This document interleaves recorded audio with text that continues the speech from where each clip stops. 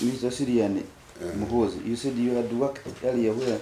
What was earlier I worked with the Bank of Baroda as a banking officer, but those were early years, 1995 to 2005.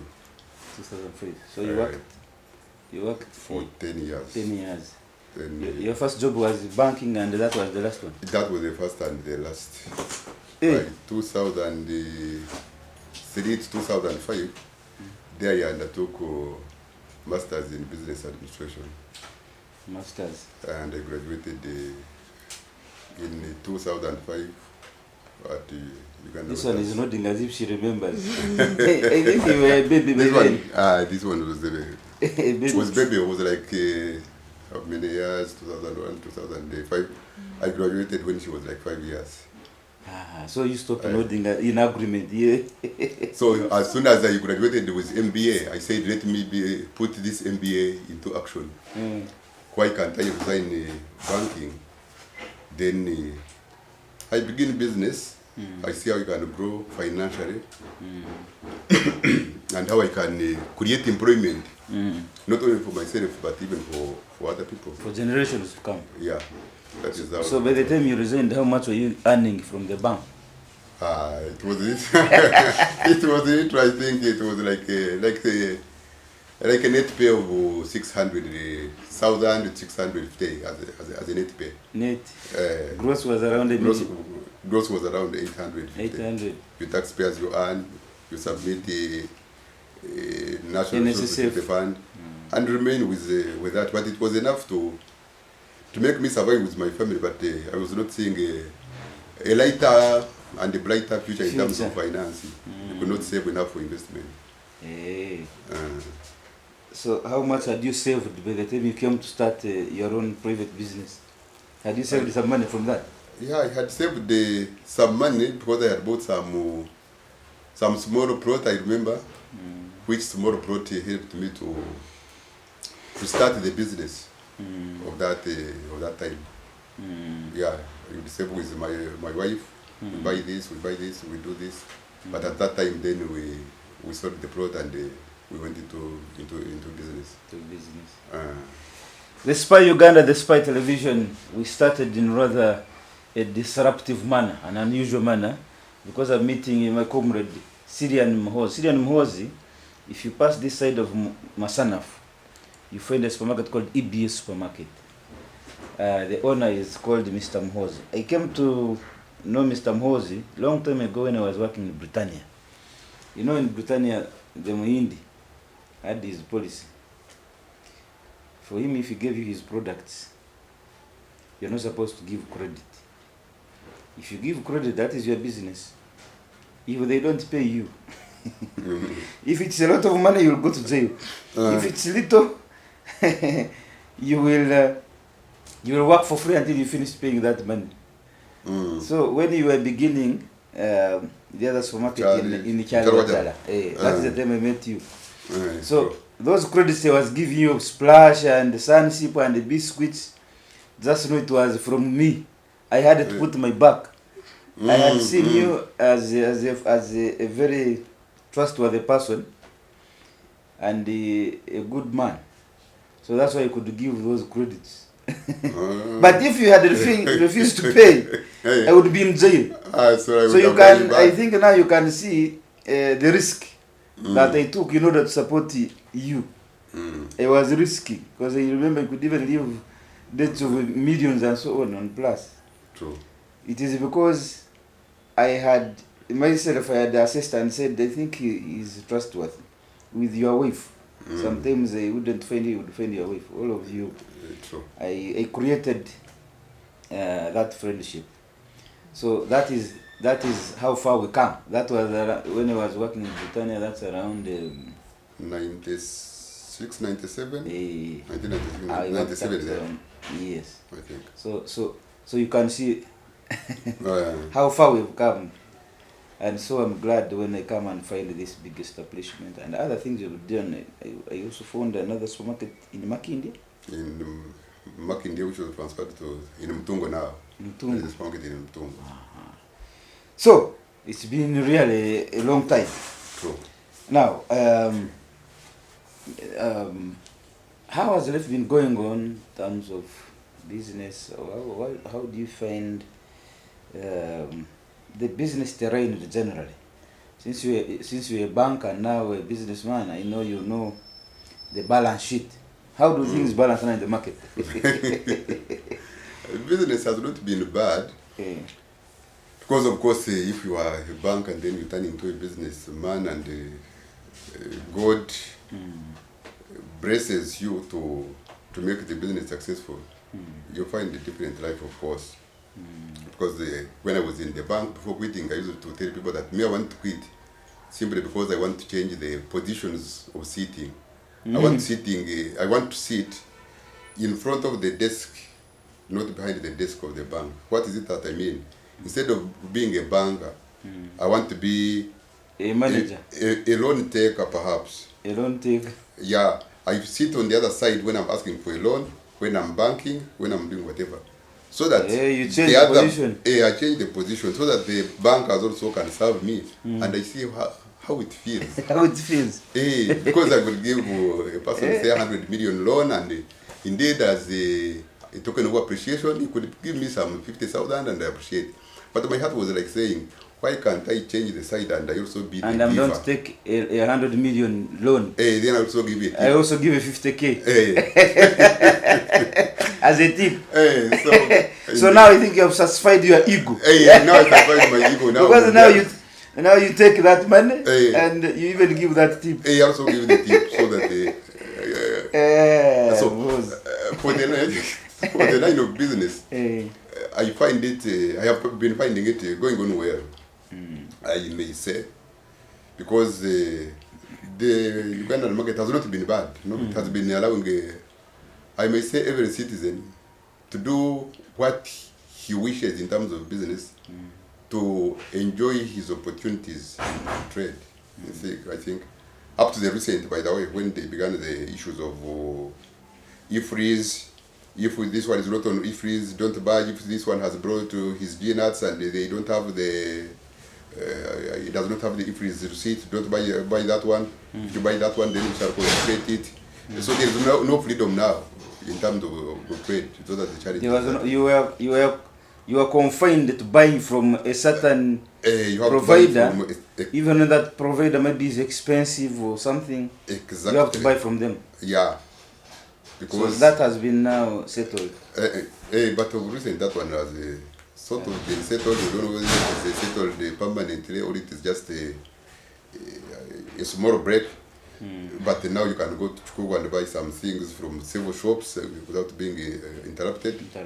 So long as you pay your VAT within the price that you have paid, because it is presumed before these goods come to one wholesaler, the VAT is already loaded.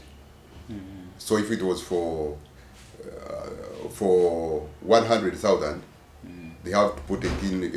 It comes 118.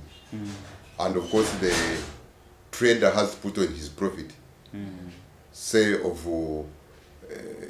10,000. So it becomes 128. So when I buy the product at 128, I have already paid the VAT. Yes. Likewise, this very trader, when he was buying, he paid the VAT. So meaning, me who has bought the product, I don't have any other case. No, should be buying it because the VAT was already inclusive in the and it's price. Automatic. Yeah, if the government could help and put it that way, so that we pay VAT once and for all. 18% is loaded at a certain point, whether it is at a point of importation or on the point of production. The 18% is loaded once, then the trader has to load there his margin of profit, and then the trading becomes smooth. There the trade would be much better. Much better than running on every person saying for you 18% VAT, etc. If it's not EFRIS, it's not done. That one would not be. Actually, you have a point. If they loaded the 18% on production, yeah, it means that by the time the producer of a matchbox sells it to you, he has added the government tax 18%. It's already done. So you're going to buy your product at once, having paid the 18%, included on the pricing Exactly. from the factory. Exactly. If you're buying a box of biscuit, that box of biscuit, he's going to tell you the price which is inclusive of the 18% tax. Exactly. So that you go and do your business. You have Yeah. already paid. Yeah. What is happening is different from that. What's happening is different from that. You find the company has paid 18% tax. Yeah. You, the trader, they also come and ask you 18%. You are charged 18%. You are charged 18%. Yeah. And sometimes you find now you in Chikubo, you're a wholesaler. Yeah. Remember, you bought from the product from the producer, the factory. Yeah. The factory has paid 18. You come as a trader in Chikubo, you pay 18. The buyer from you who is bringing it to EBS is also being charged 18. Yeah. Why it becomes a bit complicated, and what say the URA does not come to believe is they made the that VAT taxation complicated for no good reason. When the manufacturer loads 18% at the initial start of the game, that tax goes to the URA. Now he charges the second person pays the 18%, but they are saying that that 18% that is paid, you will claim it, but you will not claim it physically. It will only go to account with the URA. You have paid the cash, but they will not give you back that cash. Yeah. Now it goes to the second person. They say the second person should also be claiming the 18%. But for us traders, we are saying, let that 18% be paid once and for all. So long as it comes to me, instead of saying you have to put it in the computer, it has to go to this system, it has to go to another, it involves a lot of technology, yes, a lot of calculations, and a lot of bureaucracy that we have not been with. And secondly, the level where we have not yet reached in terms of business. All the businesses we do are sort of informal. Myself, I have many small businesses, too much informal. If you think of computerizing it and then everything systematically etc., then you say, I better close it. Some have already closed it, but that is a different chapter. Then it comes to what they call the enlargement of the tax base. To some of us, and to myself, I believe, in Uganda we have a lot of businesses. If each business is well taxed, would have enough tax to run the country. But on this, let me be frank, the system of URA does not include everybody. It's not inclusive. They go say to Charwajara, then they target a certain EBS, then they will say they want a tax from that one. But the next one, there is a shop and another and another. The other one, they don't. You not get a URA person seated there. So until we get everybody on board, we cannot. Mr. Irumba, if you consider like the whole of a mere small part of Kampala, like Masana, for example, going down up to the trenches down there, up to the other side, up to another, how many businesses do you think we have in? Those small shops. They can be like in hundreds. 500,000. Yes. If each of them was paying only 300,000 a year, how much money is that? That is even too much. Then, if they were paying at least 100,000, put it into the whole country, and that money that I'm talking about, like 300,000, for a smaller business, divide it into 12. A year. A year, divide it into 12 months. Yes. It is only 25,000 per month. How many people will afford pay? that? They will afford. If he can pay the rent of 200,000, he can pay the rent of 500,000. How does he fail to pay only 25,000? You see, with URA, for them, they think the tax should be like either ERA or it should be a complicated issue, etc. But only if I find you paying 500,000 for rent, it means you cannot fail to pay 25,000 to me Per as month. URA per month. And if I multiply it by 12, it is 300,000. And if you ask any shop which is renting at the rate of 500,000, and you ask them how much tax have you paid to the government, there is none, because the tax system does not bring them on board. They are excluded. Instead, it is capital shoppers, it is say EBS, it is another one which are targeted. And as long as much as they are still targeting that, they will never get rich as URA. It cannot be. Yeah. Before we leave that point, you brought a very good argument, a very good point on the 18%. Yeah. You see, URA tells you the other company, the manufacturer has paid 18%, but you are also going to Pay 18%. pay 18%. Yeah. But that 18%, you will come back and reclaim it. And reclaim it. But remember, for you, Mr. Muhoozi, you have paid them cash. Yeah. For them, what they are talking of reclaiming, they are not going to give you back your cash. No. No, they are going to say, we are going to add it on your tax. So that next time, if you are supposed to pay 1 million, we shall deduct this one. Exactly. You pay 500,000. Yeah. But I'm a businessman. My 500,000 that has stayed with you for 4 months, that 500,000 would have manufactured for me another 500,000. Yeah. You are keeping it for me. That is number one. Number two, there are people who never go back to claim that money. All of them. And URA knows it. All people do not claim that. They know. Because even the process of reclaiming that money is not as simple as when you are taking this money to pay them. So they make the process of getting back your money very complicated. Meanwhile, they make the process of demanding that money from you, you know, a very swift process that you must. True. When it comes to them paying you back, no, you come and claim it when you want. But even they make the process completely Yeah, difficult. Mr. So you have a very good point that if you know, because the argument is always that in reality, you don't pay 18%. Because this 18% is passed on.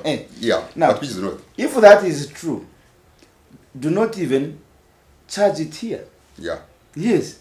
So that they know, when I went to buy a box of biscuit from, let's say, Britannia, the cost that they charged me included 18%. True.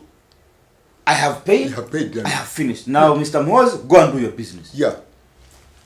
That's all that we want. It becomes easy. But URA is telling you, no, factory has paid, we are also going to charge you, and you pay it. When you pay it, in fact, you have not paid it because you are going to reclaim it again. But I have paid it, and I'm not sure whether they will get it back.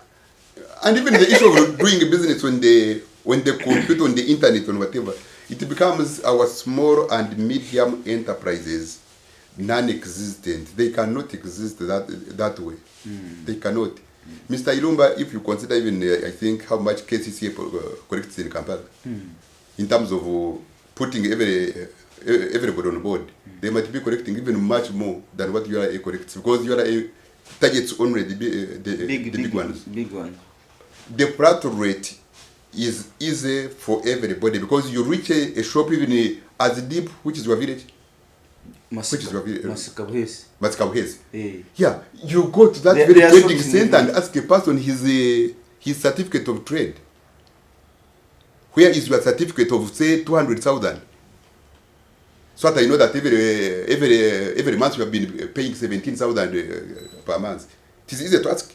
But now a person in case that one gets his money, buy his goods, buy his whatever, pay his school fees. We see graduates also from private universities like Mukoro and others, educated by small traders in the village. Meaning that person gets his money, but he does not pay tax. Because he's not on any board. To get this for money so that he first pay the children's school fees. Yeah, instead he will run away and close the business. What will you again? So that one, his whole point is that everyone should be taxed. If the supermarket is paying tax, that means the person who owns a retail shop, you should also be paying. And the tax should be simplified. Simplify the tax. The Spy Uganda, the Spy Television, and we Rumba Live. Mr. Muhoozi, who is this lady who is talking very good English? This is my daughter. Your daughter? Ayereza Evelyn. Ayereza? Ayereza Evelyn. Hey. She has just completed the university, graduated last July. July of this year, Yes, July. from This 2024. from UCU. She graduated in what? In selling pumpkins? In joining She can tell you what she her dad? In joining her dad in the business? Hey. You mean you don't want to join this business? The man left the bank to come here and do this. You think he did not calculate? He calculated. He's very But wise. then you have to, like, you don't have to depend on your parents. So you have to also be like having a future, a plan that you want for yourself. Be like, not really like, my father has a business. So if things fail, I'll go back to that. You should be committed to, like, improving your life. So what did you... In law. You studied law? Yeah, I'm a lawyer. Hey! You're a lawyer? You did not do a good BA? No, for her, she studied law. So you're a lawyer? Hey! He didn't know Mr. Muhoozi would have a... Hey, so she's a lawyer. You are strategic. Now you want a lawyer to come and defend the company. My company.